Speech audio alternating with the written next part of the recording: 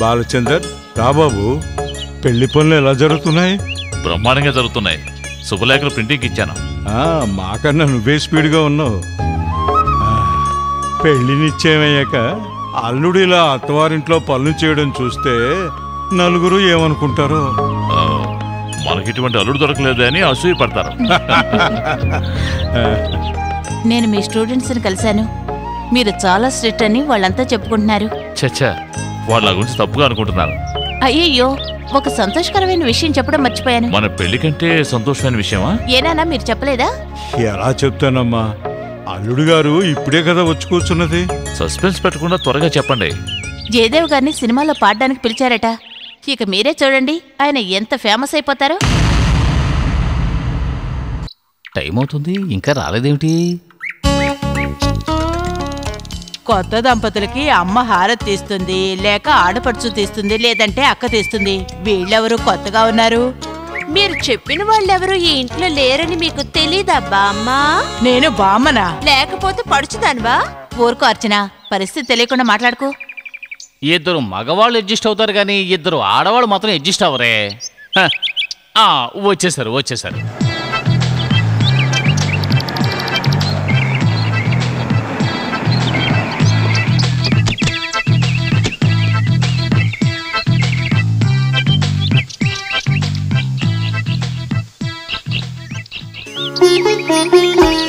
Hi.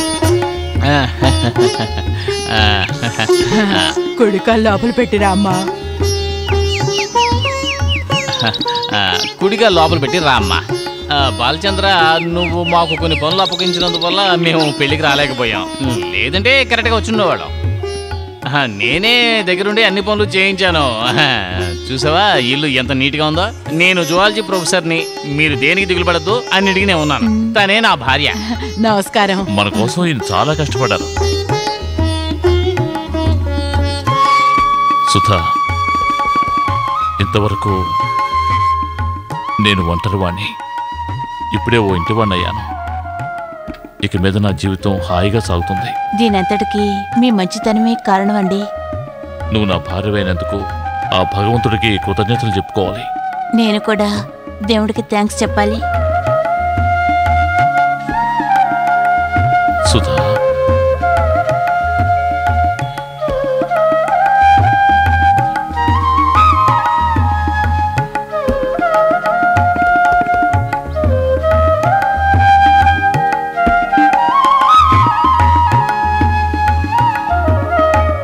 శోభన రోజైతే మాత్రం ఇంత ఆలస్యం చేస్తే ఎలా?